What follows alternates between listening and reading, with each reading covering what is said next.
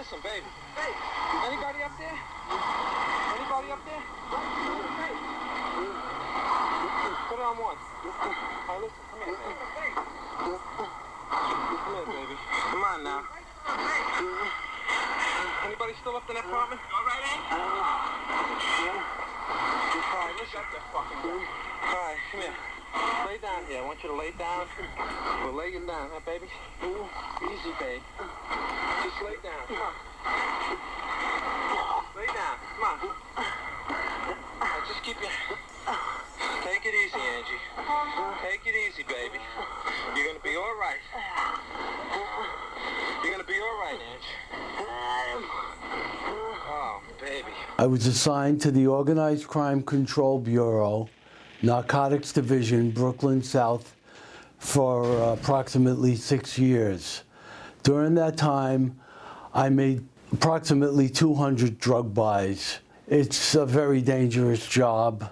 I volunteered for it, and subsequently I was shot on one of my cocaine purchases. They didn't know I was a police officer.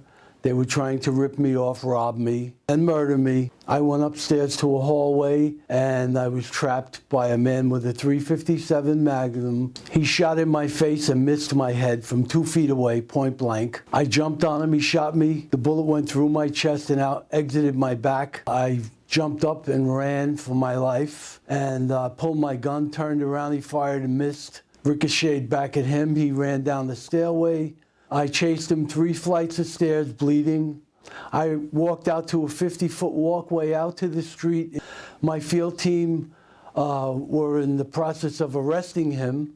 They saw him coming out, and they saw the gun that was so big it was sticking out of his jacket. I kept walking, fired 2 shots in the air, and I was put down on the sidewalk. It's not like Hollywood. We go in there, we're alone, we're frisked, we're asked to use drugs sometimes. We have to play a role.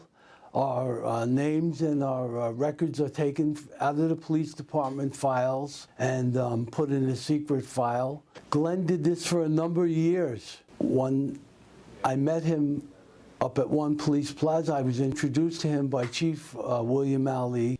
I knew Glenn was an undercover in the narcotics division also. I know he made over 500 buy and bust arrests. I know he risked his life many, many times in many different situations. I got to know Glenn very well, and he's a very compassionate person. High integrity, unquestionable, very dedicated. He was on 24-hour call, 7 days a week.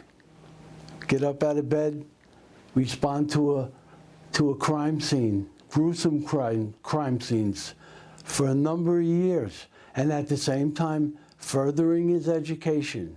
I ask, what makes Glenn run? His love to help people. He doesn't stop. Most undercovers fade into the background after they do their job and they completed it and went on. And Glenn's still going on. Now he's running for assemblyman in the 62nd district. I'm very proud of him. When I heard about it, I had to come down and ask him, Glenn, can I do anything? I want to say something on your behalf.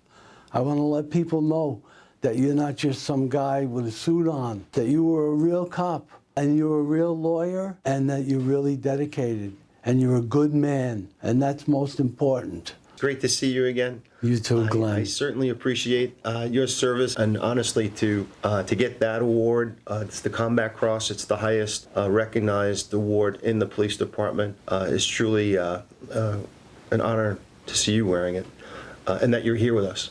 More importantly, because being an undercover, as you pointed out before, is risky business. But I guess people now have a little bit more of an insight because, you know, people like you and I don't discuss these tales. I don't tell my family what I've been through. I know you don't. But it's good that we talk, and maybe someone will understand what people like you have been through for sure. But thanks, Angelo.